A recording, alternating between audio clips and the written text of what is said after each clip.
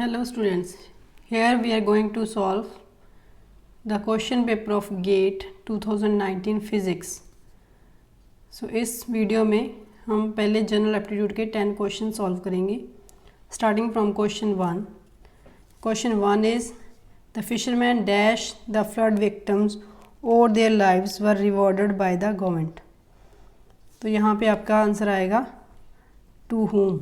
The fisherman to whom the flood victims owed their lives were rewarded by the government. Next, second question is, some students were involved in the strike. If the above statement is true, which of the following conclusions is or are logically necessary? तो ये आपके पास statement given है, some students were not involved in the strike. और देखना है कि सबसे ज़्यादा कंपेटिबल कौन सी स्टेटमेंट है with the given statement. So some students, तो अगर इतने नंबर ऑफ स्टूडेंट्स हैं आपके पास, so some were not involve in the strike. कोई स्टूडेंट है जो इस स्ट्राइक में इन्वॉल्व नहीं है. हम मान लेते हैं कि ये वाले स्टूडेंट जो है this are not involve in the strike. So one by one हम इसको रीड करते हैं. First option is some who were involve in the strike were students. मतलब जो स्ट्राइक में इन्वॉल्व थे वो स्टूडेंट हैं. तो ये जो स्ट्राइक में इन्वॉल्व हैं उनमें से कुछ स्टूडेंट हैं. This is not sure. हम श्योरली नहीं बोल सकते कि जो इन्वॉल्व थे वो स्टूडेंट ही थे.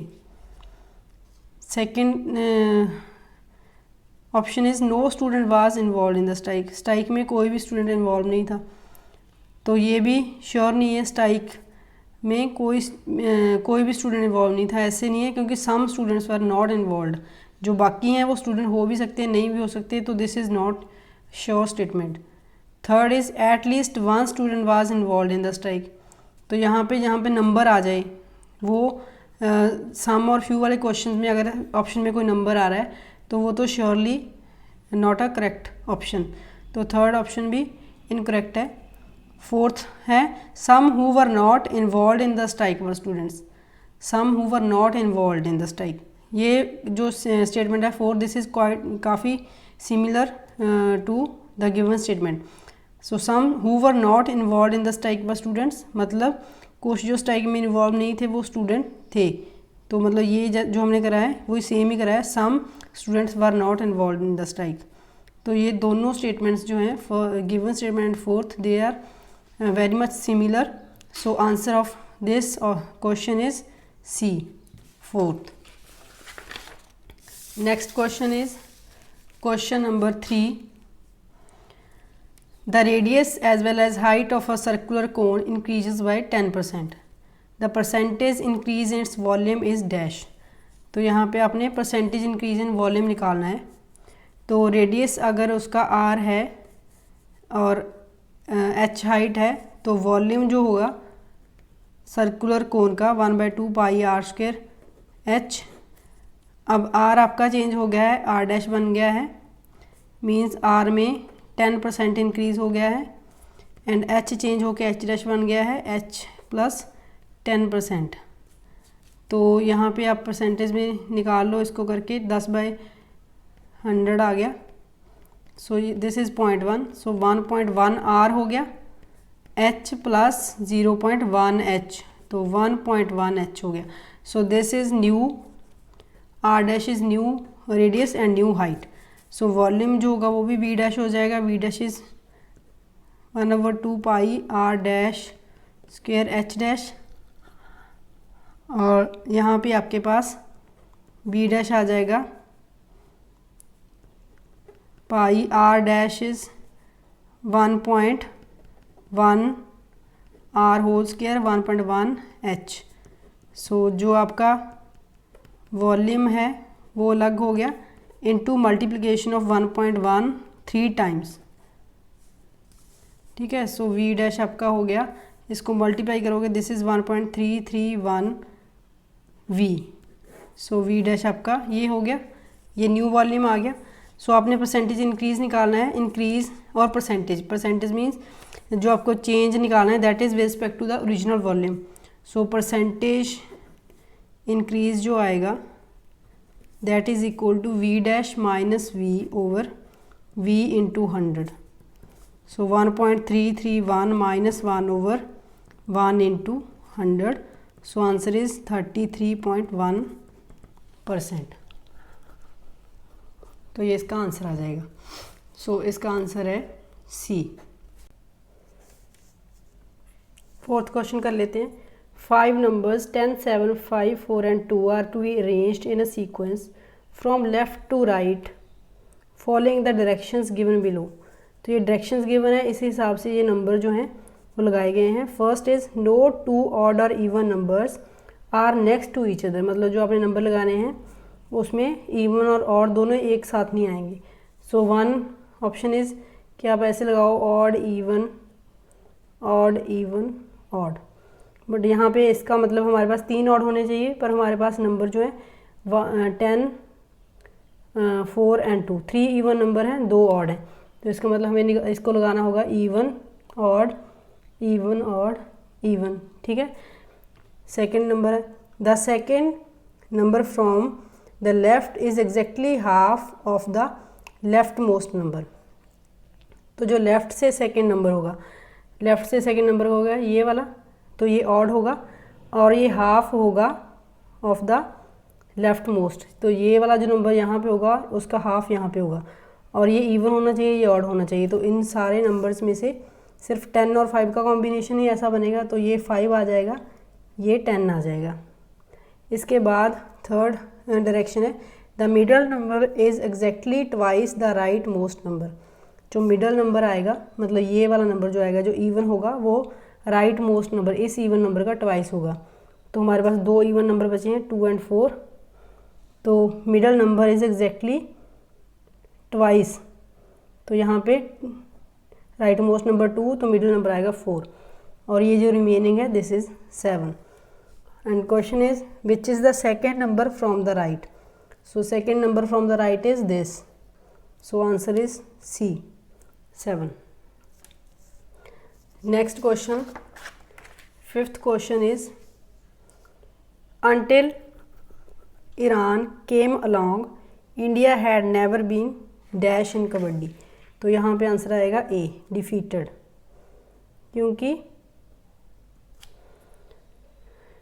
यहाँ पे आपके पास हैड लगा है, हैज़ हैव कहीं पे भी लगा है, उसके साथ थर्ड फॉर्म ही आएगी, चाहे वो एक्टिव है, चाहे ये पैसिव टेंस है, चाहे वो एक्टिव हो.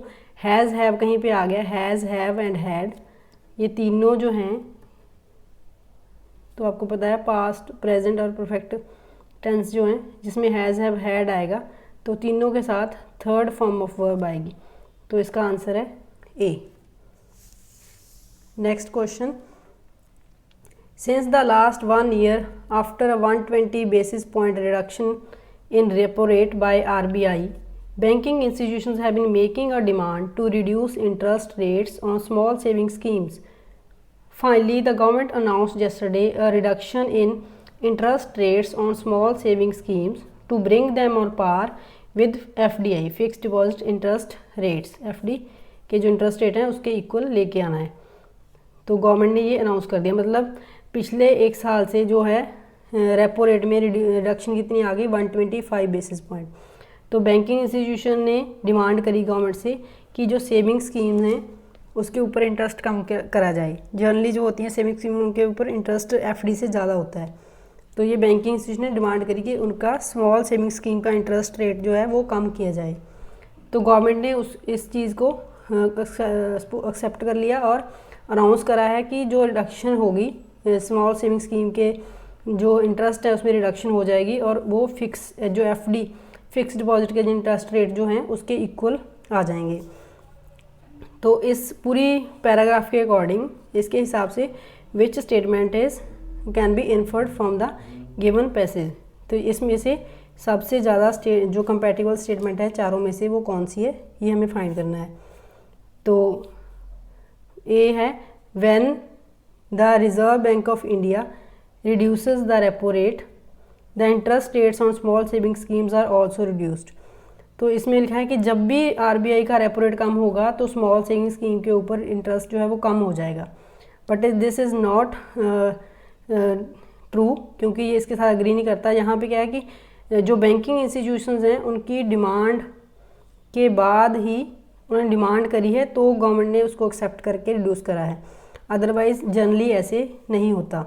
सेकंड जो ऑप्शन है, interest rates on small saving schemes are always maintained on par with FDI interest rates. तो इसमें है कि जो स्मॉल सेविंग स्कीम के जो इंटरेस्ट रेट्स हैं वो हमेशा वैसे ही एडजस्ट होते हैं जैसे एफडी के, नहीं तो एफडी के तो कम होते हैं interest always small saving scheme पे। तो सिर्फ रेपो रेट कम हुई इसलिए स्मॉल सेविंग स्कीम का इंटरेस्ट रेट जो है उसको एफडी के जो इंटरेस्ट रेट है उसके इक्वल करा गया on demand of banking institutions. तो this is also not always true. Third है, the government sometimes takes into consideration the demands of banking institutions before reducing the interest rates on small saving schemes. तो ये जो option है this option is correct, क्योंकि ये सबसे ज़्यादा agree कर रही है कि गवर्नमेंट समटाइम्स मतलब कभी कभी वो इस चीज़ को कंसिडर कर लेती है कि अगर बैंकिंग इंस्टीट्यूशन डिमांड कर रहे हो तो उसकी को कंसिडर करके कई बार गवर्नमेंट उसको कंसिडर करके इंटरेस्ट रेट जो है स्मॉल सेविंग स्कीम के ऊपर कम कर देती है। तो sometimes it is possible. So this C agrees with the given paragraph, इसके साथ ये अग्री कर रहा है, तो सी इसका जो है करेक्ट आंसर है। डी जो है इसमें क्या है, a reduction in interest rates on small saving schemes follow only after reduction repo rate by RBI. This is also not correct, क्योंकि यहाँ पे है कि जैसे जब भी आरबीआई का रेपो रेट कम होगा तो स्मॉल सेविंग स्कीम के ऊपर इंटरेस्ट कम होगा, but this is not always true. तो सिर्फ बैंकिंग इंस्टीट्यूशन की डिमांड के साथ ही वो कम हो सकता है, ऑलवेज कम नहीं होगा। So this C option is correct for this question. Next question कर लेते हैं 7th। In a country of 1400 million population 70% own mobile phones.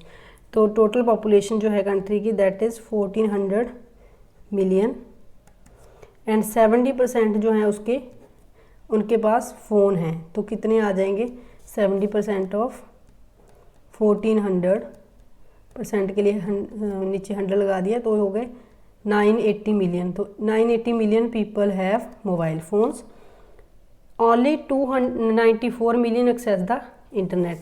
इसमें से सिर्फ 294 जो हैं they access the internet and among these internet users only half buy goods from e commerce. इसमें से जो इंटरनेट यूज़र है इसमें से हाफ कितने हो गए, 147 मिलियन जो हैं they buy goods from e commerce portals. What is the percentage of these buyers in the country. तो इन जो 147 है ये कितनी परसेंटेज बनेगी जो कंट्री है उसकी पॉपुलेशन के हिसाब से। तो ये आपको निकालना है कि 147 जो है ये कितना परसेंट है 1400 का। तो हम 147 बाय 1400 मिलियन है दोनों तो कैंसिल हो गया, इंटू 100 क्योंकि परसेंट निकालना है तो इंटू 100 तो ये कैंसिल हो गया। This is 10.50। So option A is correct. Next आ जाते हैं question number 8। The nomenclature of Hindustan music has changed over centuries since the medieval period. Dhrupad styles were identified as banis. ये जो है इटैलिक में थे तो मैंने इसको अंडरलाइन करा है। ध्रुपद स्टाइल को बानी बोला गया। Terms like gayaki and baaj were used to refer vocal and instrumental styles. मतलब जो गायकी है उसको वोकल टर्म्स जो गायकी है उसके लिए वोकल आ गया, बाज के लिए इंस्ट्रूमेंटल रिस्पेक्टिवली लिखा है। तो gayaki and baaj were used to refer vocal, this is vocal for gayaki and instrumental for baaj. With institutionalization of music education the term gharana became acceptable. Gharana originally refer to hereditary musician from a particular lineage including discipline and grand discipline. Which of the following pairing is not correct। तो यहाँ पे pairing दी है, आपको para के हिसाब से देखना है कि कौन सी पेयरिंग जो है दैट इज़ इनकरेक्ट। तो फर्स्ट है ध्रुपद एंड बानी। सो यहाँ पे दोनों पेयरिंग में आ रहे हैं। पीरियड ध्रुपद स्टाइल्स, ध्रुपद को बोला गया बानी, तो दोनों पेयरिंग में है, ठीक है। उसके बाद गायकी वोकल, तो यहाँ पे मैंने बोला था गायकी के लिए रिस्पेक्टिवली है तो गायकी के लिए वोकल यूज़ करा गया वर्ड, ठीक है। बाज के लिए इंस्ट्रूमेंटल, बाज के साथ आ रहा है इंस्टीट्यूशन, तो ये गलत है। इंस्ट्रूमेंटल आना चाहिए। Gharana originally refer to hereditary musician from particular lineage, ठीक है, घराना के साथ आ गया लाइनेज, तो ये भी ठीक है। सिर्फ ऑप्शन सी जो है that is incorrect. So answer of this question 8 is C. Next question कर लेते हैं। तो दो ट्रेन्स हैं, 2 trains were started at 7 AM from same point. The first train travelled to north at a speed of 80 kilometre per hour and the second train travelled south at a speed of 100 kilometre per hour. तो ये हमने direction बना लिया है, east west north south. यहाँ इस point से train start हो रही है।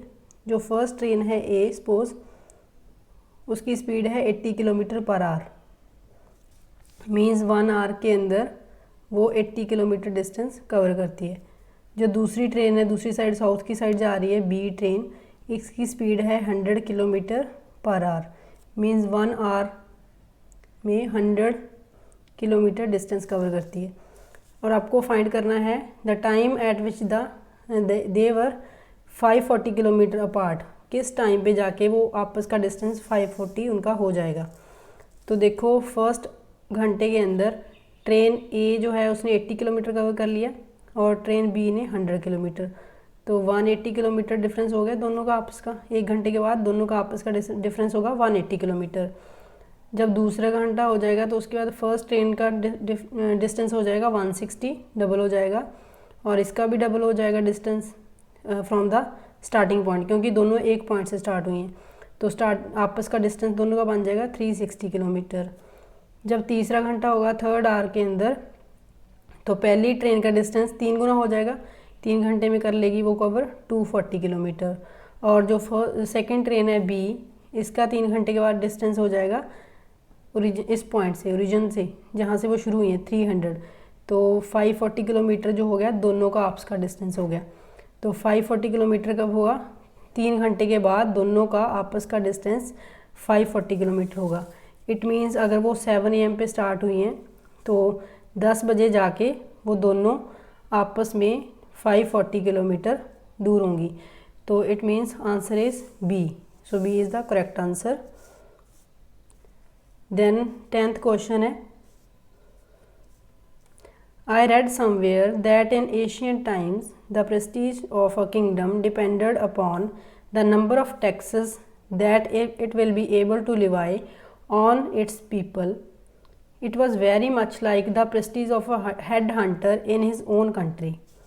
Based on the paragraph above, the prestige of a headhunter depended upon. तो इस पैराग्राफ के हिसाब से आपने फाइंड करना है कि इनमें से कौन सा ऑप्शन सही है कि Prestige of a head Hunter depend upon. पुराने समय में क्या होता था, जो हेड हंटर किसको बोलते थे? कोई पर्सन जिसके पास सबसे ज़्यादा लोगों को मार के वो अपने घर के आगे उसका जो उनके हेड्स वो टांग लेता था। तो जो हेड हंटर होता था उसके पास सबसे ज़्यादा सिर या कंकाल उसके घर के बाहर लटके होते थे। तो उसकी प्रेस्टीज किसके ऊपर डिपेंड करती थी कि उसके पास कितने नंबर ऑफ हेड्स हैं। तो इसका फर्स्ट ऑप्शन जो है कि Prestige of head Hunter depended upon the Prestige of a kingdom, this is wrong. The Prestige of the heads, the number of taxes he could Levi, ये taxes तो king के साथ रिलेटेड है, head Hunter के साथ related नहीं है। Fourth is the number of heads he could gather. तो 2 ऑप्शन है बी एंड डी, इसमें है the Prestige of heads, but actual में किस पे डिपेंड करता था कि कितने नंबर ऑफ हेड्स उसके पास हैं, कितने उसने हेड्स इकट्ठे करे हैं हेड हंटर ने, इसके ऊपर उसकी प्रेस्टीज जो है वो डिपेंड करती थी। तो इसका जो करेक्ट आंसर है दैट इज़ डी। सो ये हमारे 10 एप्टीट्यूड जनरल एप्टीट्यूड क्वेश्चन हो गए। Next I will discuss in next video the physics part questions. So thank you for listening the lecture, and if you like the video please subscribe my channel. Thank you.